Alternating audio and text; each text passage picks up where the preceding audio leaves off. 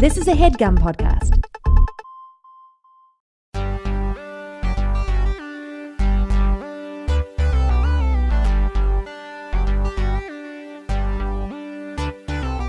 Hey guys, welcome back to another episode of Talking Banter, the official Dynamic Banter after show. This week we're talking about episode 21, the one about sports. I'm Brett Register, and with me as always is Chris McCaleb.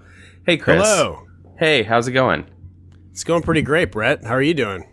I have amazing news. Oh shit, let's hear it. After I think at least 2 podcasts, it might have been 3 podcasts, bitching about Star Trek Beyond coming out on VOD and not on before Blu-ray. That whole thing. Yeah, I remember. For newcomers. Yeah. I was upset that if you pre-order the Blu-ray, you don't get the VOD code early. Well, time heals all wounds, and the Blu-ray came in today. Oh man, I'm so glad that we followed this saga. The national nightmare of whether or not you were going to get this movie at your house is finally over. And well, I think we can all breathe a collective sigh of relief, Brett. I wanted to get the dorkiest thing out of the way before spend an entire podcast talking about sports. Should we say that this is the after show? And if you haven't listened to the proper podcast, Dynamic Banter with Steve and Mike, you should turn this off and go immediately to that, because we're going to be talking about their podcast. This is the after show, and we're going to be really like getting into it and sort of breaking it down. Spoilers for Dynamic Banter. Yeah, we're going to totally spoil the hell out of that podcast. So you really, it behooves you to, listen to that first. Do you want to give them a moment to go? Yeah. If they're in their car. We'll wait. Take your time. If they're like Snapchatting in their car. Yeah. We want to give them a minute. Oh boy. Let's get into that. I think that's long enough. I think if you're still here, you're here for the right reasons. Yeah. Listen, I'm so excited to talk about sports on this podcast. Well, I never thought I would see the day. It's well documented how much you love sports. Well, you've spoken openly about it. It's going to be a fun one. I've got the Kings-Ducks game on in the background just to set the right ambiance for me personally. That's terrific. I can almost hear it, yeah. I have it on silent. But that's why I said I can almost hear it, but just not quite. All right, let's dig right into this thing. Yeah, let's do this. Jesse brought it with the notes again. Right away at 4 minutes and 10 seconds, Mike went to Subway and encountered a 35-year-old man experiencing Subway for the first time. He wondered aloud, "So how's this work?" and then asked for browner bread. I had a question about this. Yeah. What's the last time you've been to Subway? I would like to tell you, I've been to Subway. Let's see. I went to Subway in June. Did you make up a month? Yeah. Is that what's happening right now? That's kind of where I'm at in my life right now. It's things are kind of falling apart, and I'm just making up months. I'm making up words. Is that a 13th month, or does that exist in a different time stream that doesn't affect your 12-month cycle?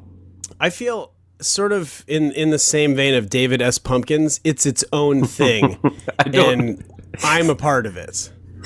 I don't know what that is yet, meaning I haven't watched it, but I had someone explain it to me at a Halloween party because someone was dressed up as David S. Pumpkins. Is that right?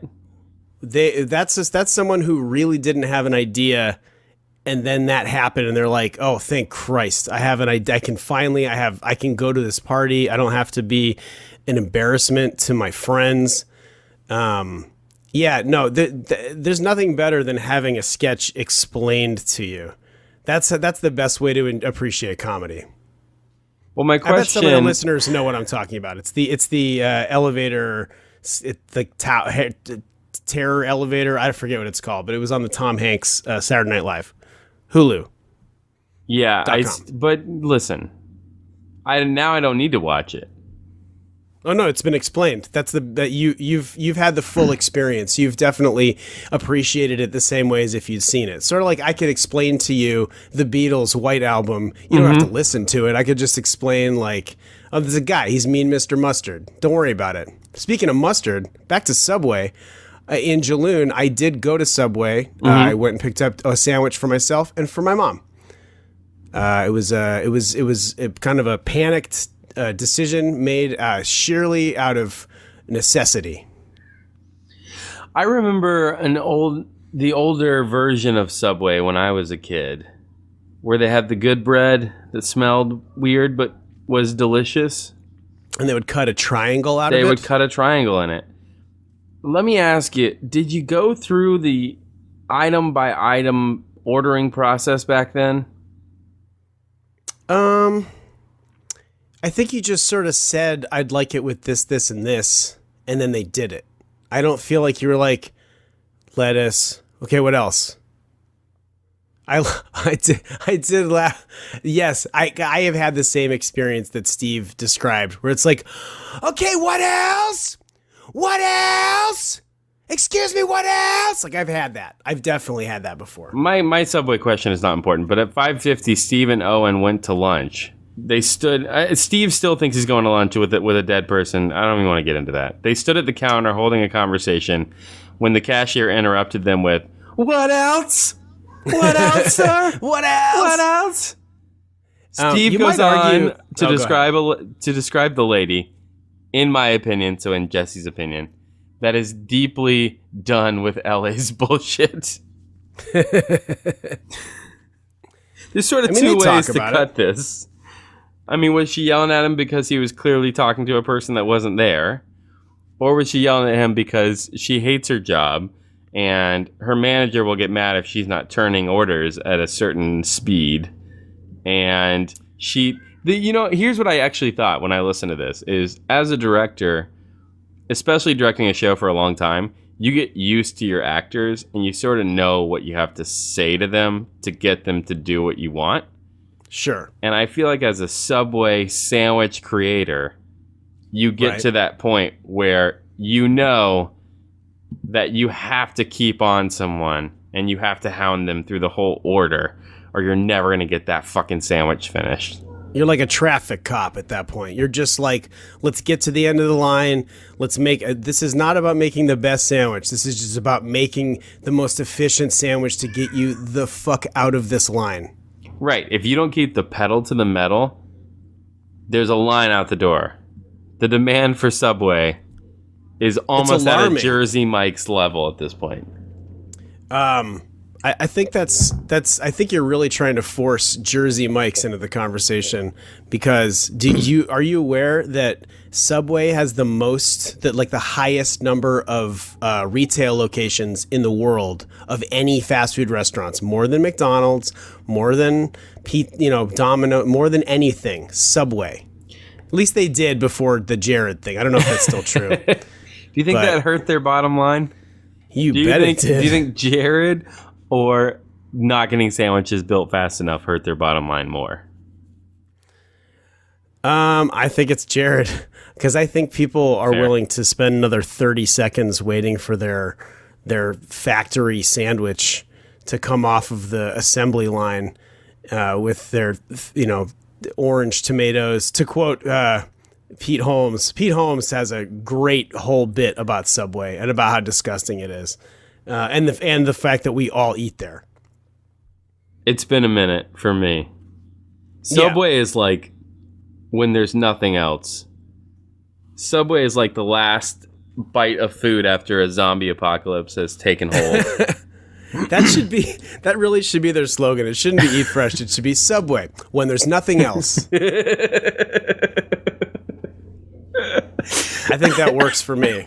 I want to get to this next note here. Okay. I feel like we're going to have to take a minute unpacking this one. At 10:40, Steve is going to murder an entire family of humans, maybe ducks, with his car because he Snapchats while driving.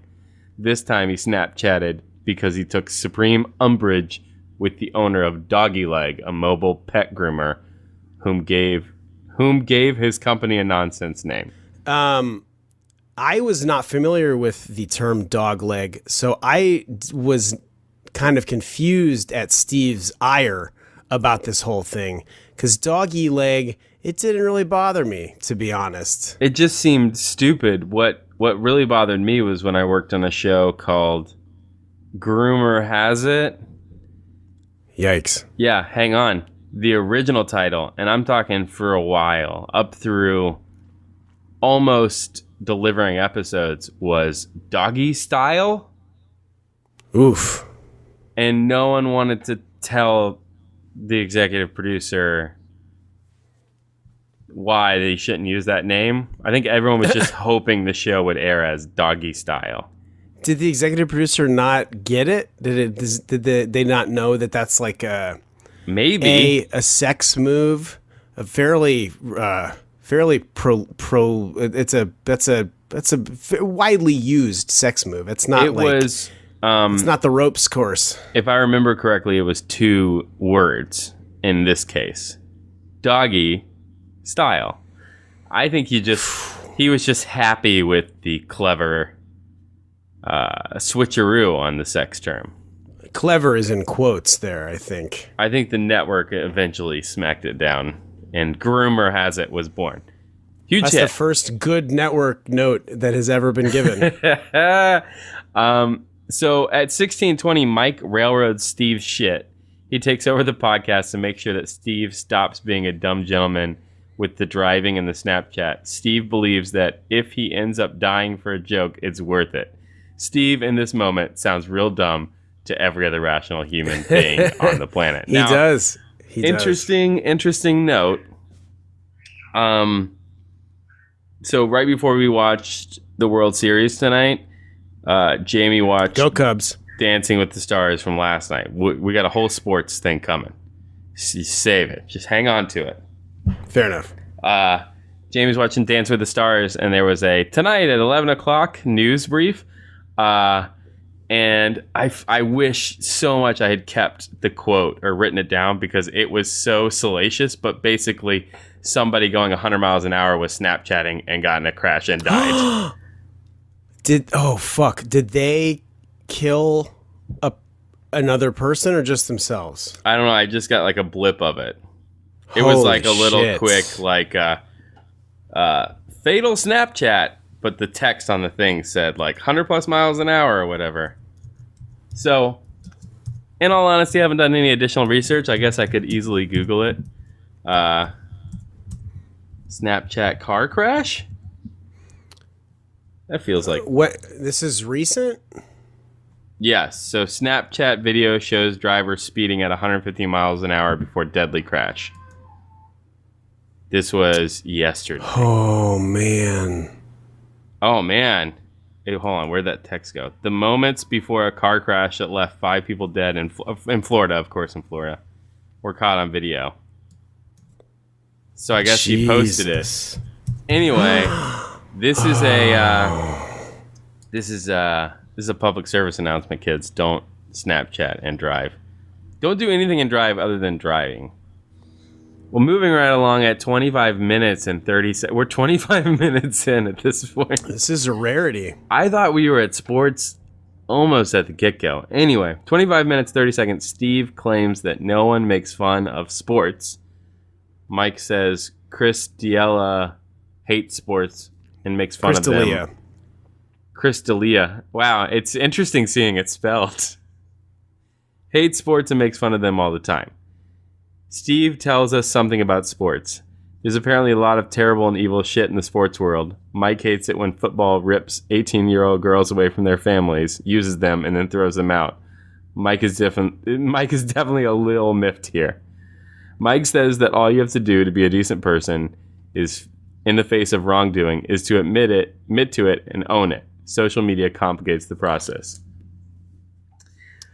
So, listen, I was at the beginning of this, or listening to this, thinking we have a really interesting dynamic for our banter because I'm a big sports fan, and I was going to say you aren't, but you're wearing a Cubs jersey right now. Right. You just like took a dump on my plans. No, not at all. To the contrary. my sister sent me this jersey. I was born in Chicago, so I just naturally root for the Cubs just because that's what happens. I don't really care about sports. You're seeing me in this jersey. Well, you're not if you're listening to this, but Brett, you're seeing me in this jersey. They're seeing it through my eyes. Yeah, I wore this jersey to work today, just cause, and I will probably never wear it again. And you're more likely to see me if I go to a game, whether it's a baseball game or a football game or any game. I have a T-shirt that says "Beat the other team," and I will yell like I'm into it because it's fun. I get the idea, the camaraderie, the excitement, but I just don't care, and so I will yell things like "Sports!" or, baseball if you're at a baseball game.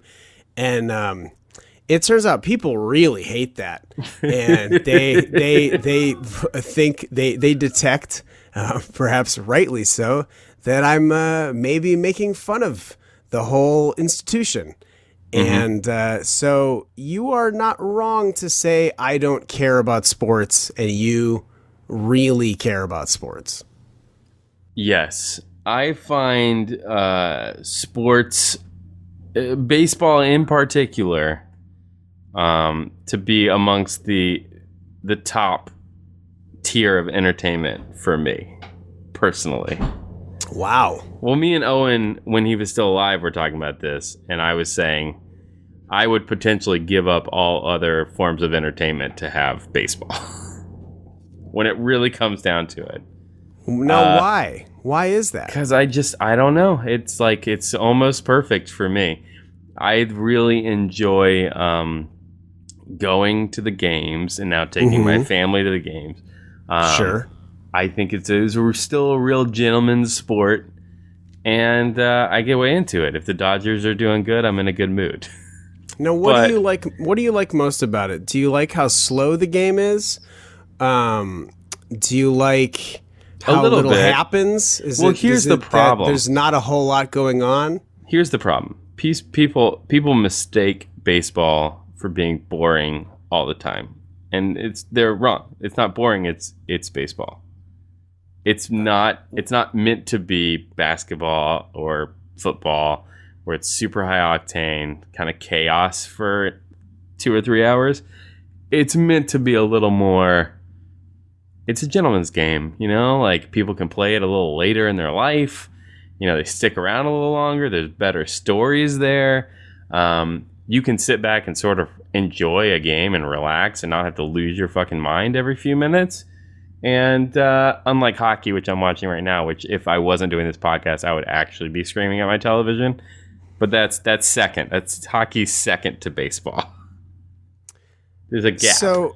So let's go back to something you just said. Mm-hmm. It's not boring. It's baseball. Right. I feel like it's a solid argument. I'm questioning your taste now that you've been talking about wanting Star Trek Beyond for the last, year and a half. Well, yeah, I think it's always safe to question my taste because I've always had an opinion that is, I just like what I like. I don't feel the need to defend it. That's fair.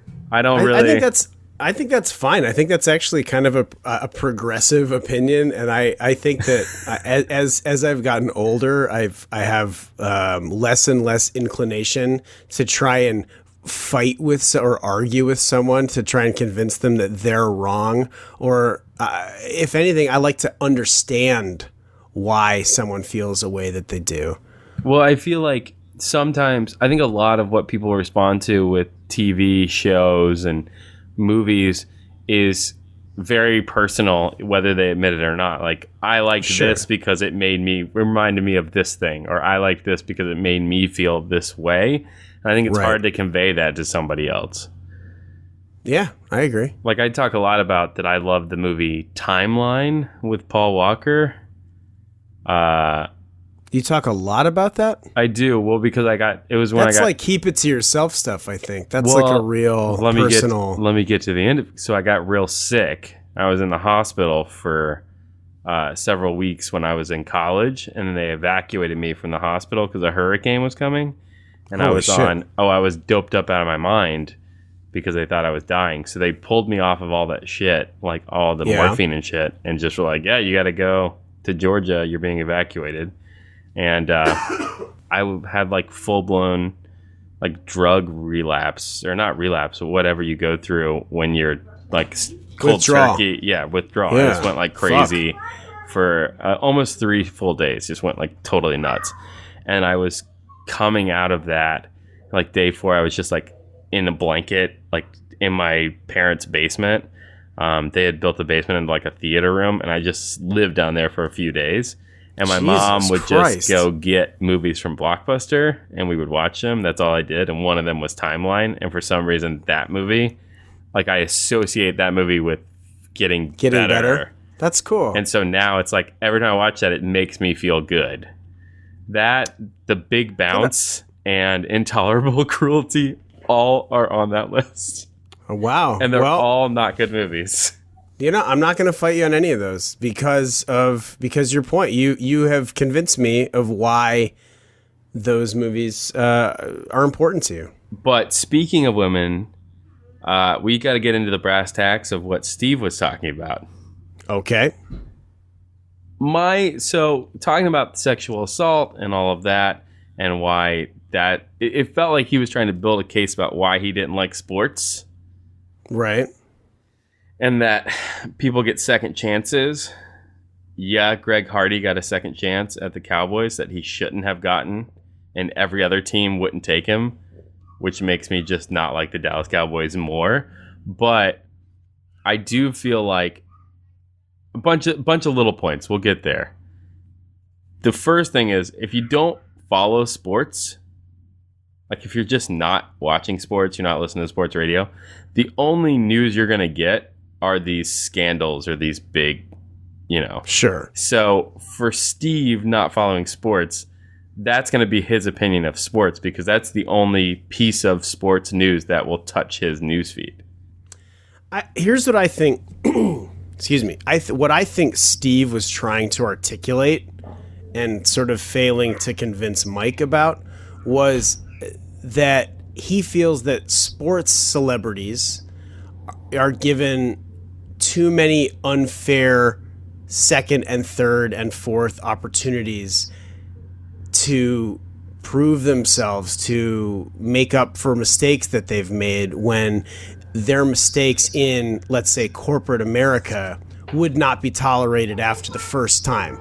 If you had one infraction like that, like you slammed your wife against the wall, choked her, and fired a gun, they wouldn't want you around at Kinko's. Right. Yeah. So I hear his point, but I think it's actually it's a more global point with celebrity.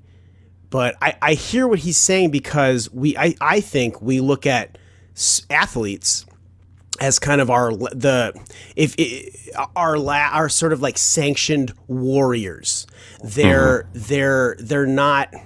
I don't think we necessarily hold them to the same standards, because they're at war. They're at this like contained war that we can all understand, where there is a winner and a loser, unlike war, especially modern wars, which are endless and faceless and impossible. There's something that's safe about the wars that we have in sports. And it's very satisfying, because somebody wins, somebody loses. There are heroes, and sometimes there are villains, and we like that in our entertainment. But I think, and Mike kind of started to get into it, it's not just athletes. It's really more a problem of the culture of celebrity. And we do hold up our athletes, even if they're not famous, we hold them up as celebrities because they're doing something that seems above human. It seems a little bit out of reach. It seems extraordinary. And I think that I think maybe what Steve was errantly saying was it's just athletes, it's just sports, and we just let them get off with whatever because who cares about women or who cares about whatever. But I really don't think it's just athletes. It's more a problem of the culture of celebrity. And there's a really great documentary, an 8.5 hour documentary called OJ Made in America, which is ESPN made it. It's a 30 for 30 documentary, but it's multiple episodes, and it's ultimately awesome. And I think you plugged incredible. It on this podcast before. Oh, well, they're here I am not an talking about it official again. sponsor, but you should watch it. Yeah, if you download,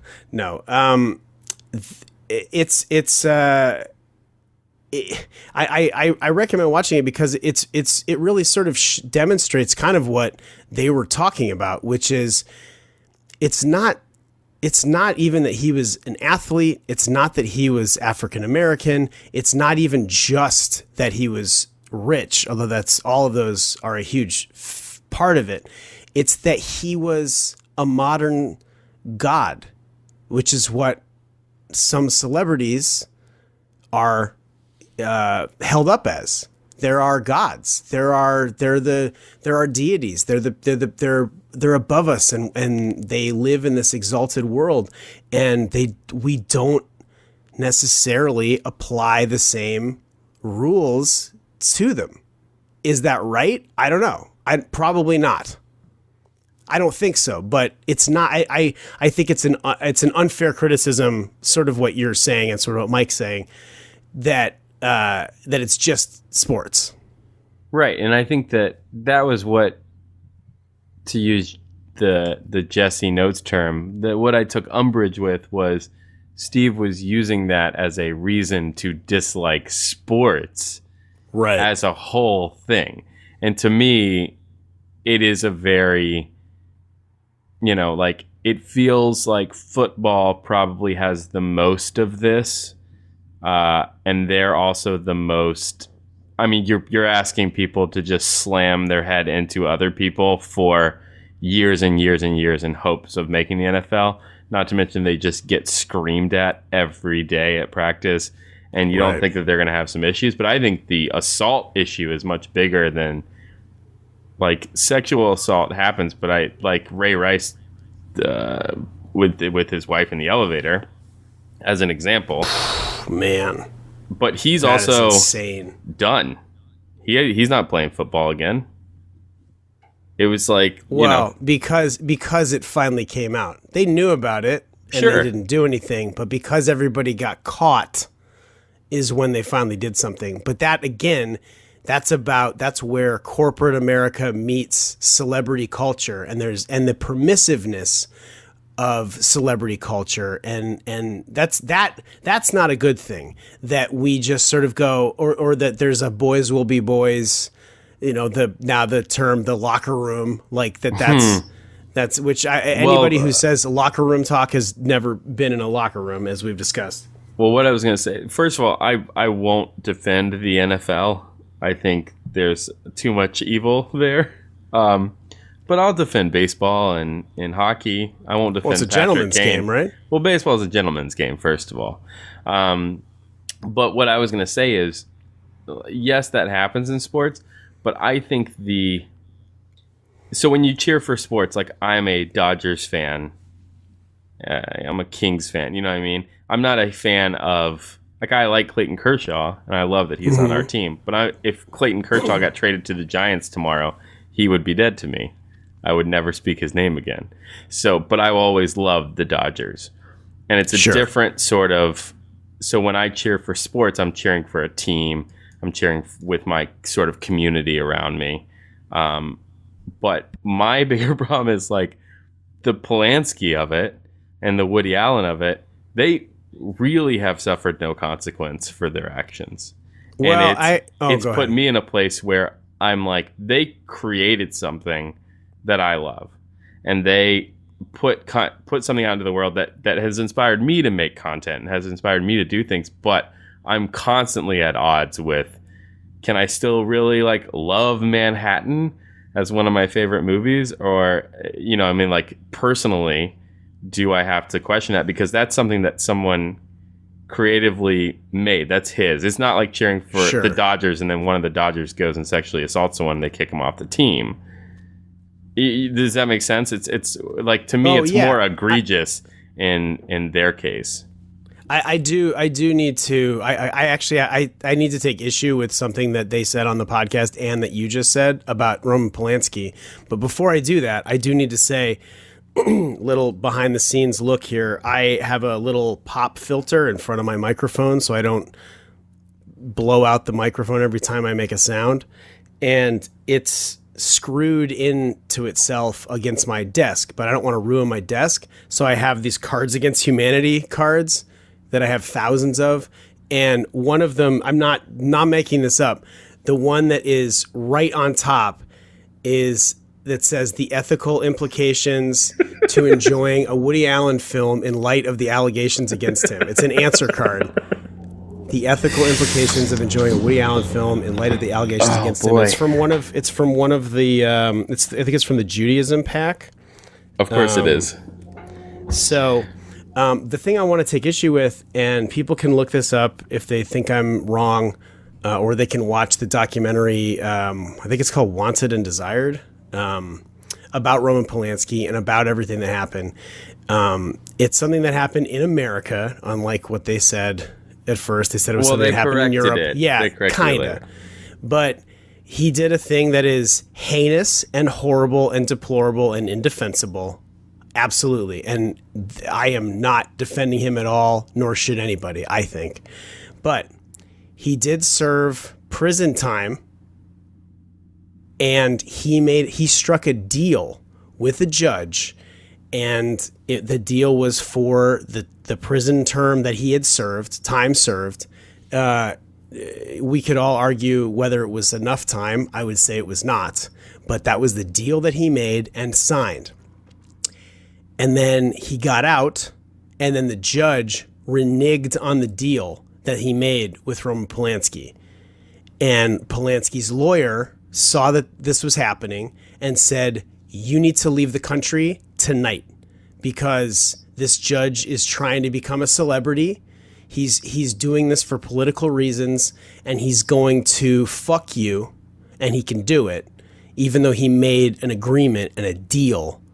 And that Roman Polanski did serve, I believe, over a year, I think, in prison. And again, not enough time for what he did. I mean, it's the same argument. The guy at Kinko's, same situation. He's probably still in jail. Well, but the guy in Kinko's probably didn't make a deal. Kinko's not an official sponsor. No, let's Cats for mattresses. No, look, and again, I'm not defending him. What he should probably, maybe he should be in prison forever. Maybe he should, but I'm not a judge. I'm not a lawyer, and that was the deal that they struck. Now, your point, and that you're saying, is how do you wrestle with enjoying their creative output? Mm-hmm. That's super valid. I mean, it's totally valid because, but you could say that about, I mean, we've worked for shitty human beings in our lives. Maybe right. Some of whom we've maybe revered at different times when we were younger, or, before we had worked for them or worked around them.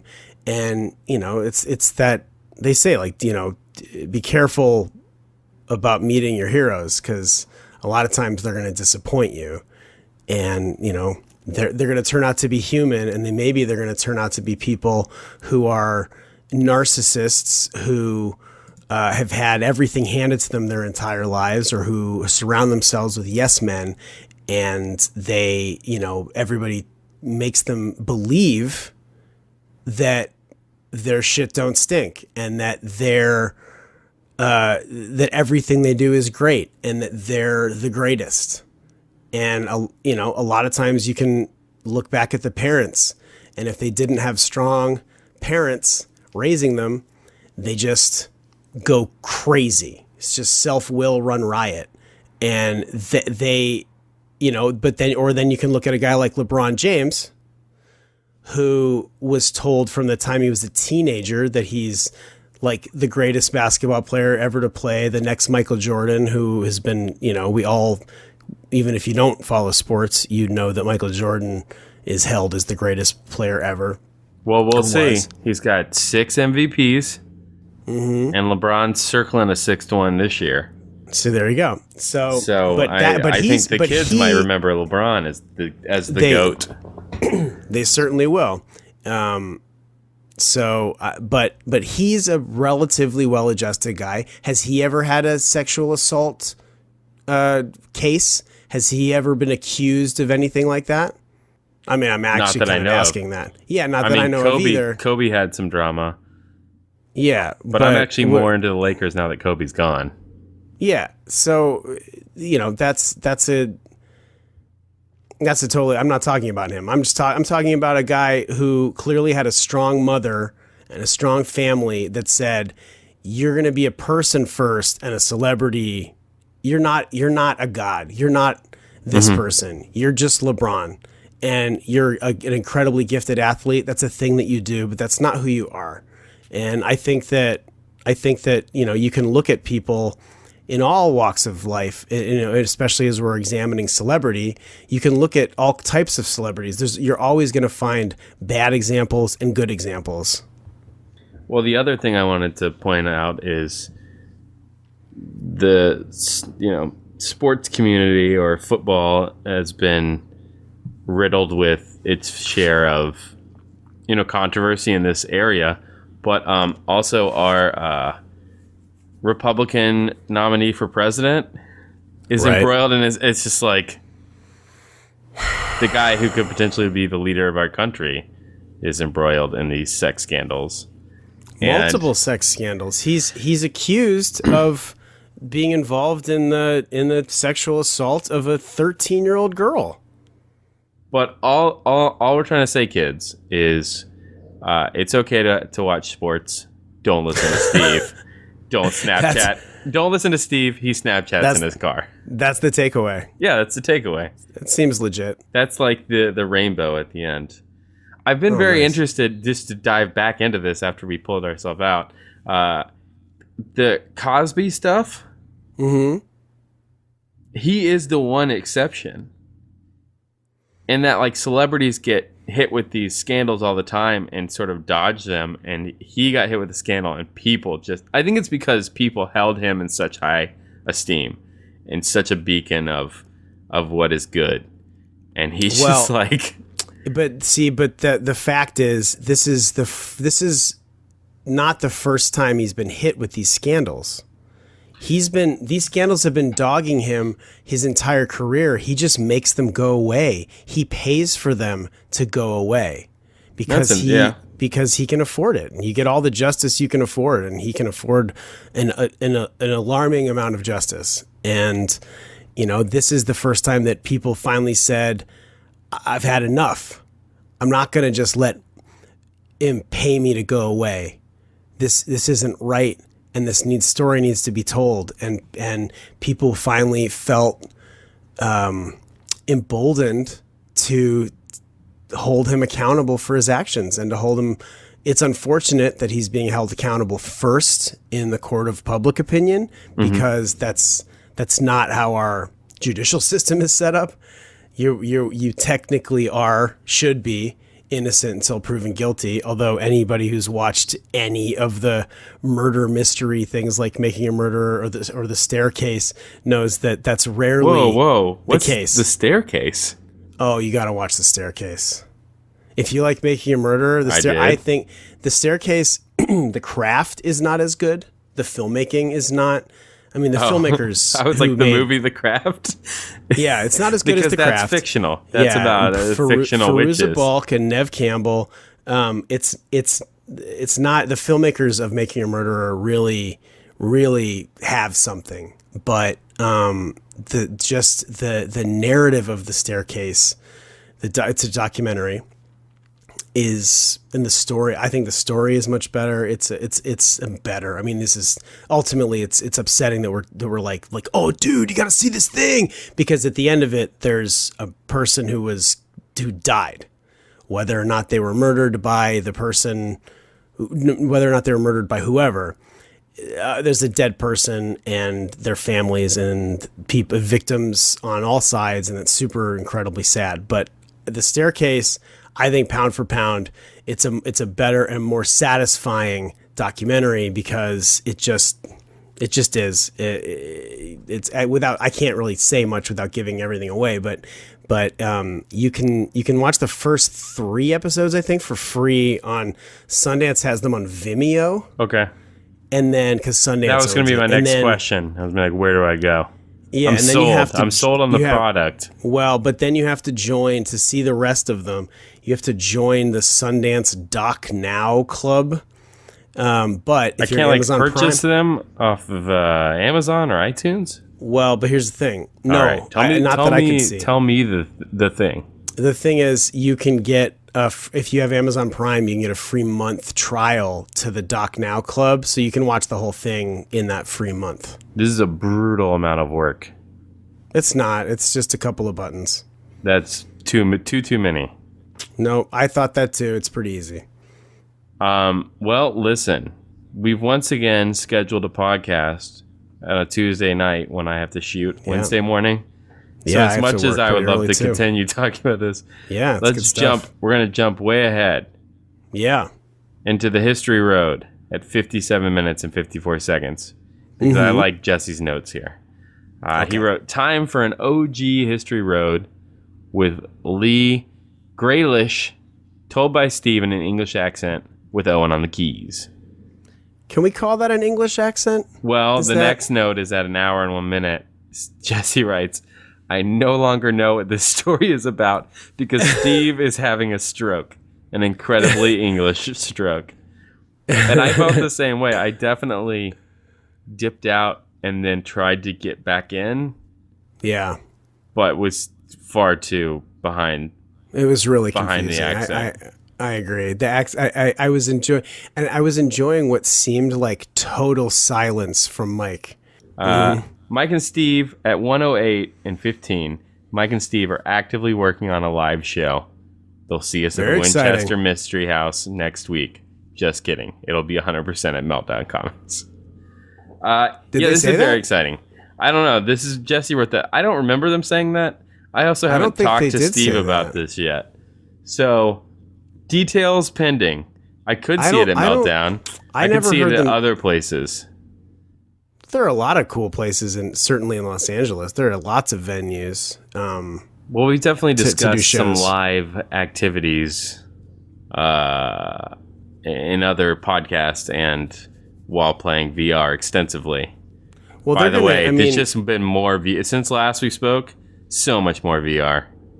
Oh, the thing. Remember last week, and I was like, I can't remember what I was going to tell you. Yes, because I had had a couple glasses of wine, and I couldn't remember anything. I was going to ask you if you had seen the new episode of the Black Mirror, the second episode of the new episodes. Dan Trachtenberg's. Yeah, I haven't seen it. It's kind of all about VR and horror within a VR experience, and that's all I'll really say. Well, I haven't seen it, but I also haven't seen any Black Mirror, and you can save your disgust because Steve and Owen have already hit me with it. That's fine. I mean, certainly don't start with that one. Start at the beginning because they're great. All of them are great in their own way. But I would be interested once you do, given your feelings about both horror and VR. I would be interested in your take on that particular episode. Stay tuned. I plan to. Breath bated. All right, we got to get into emails.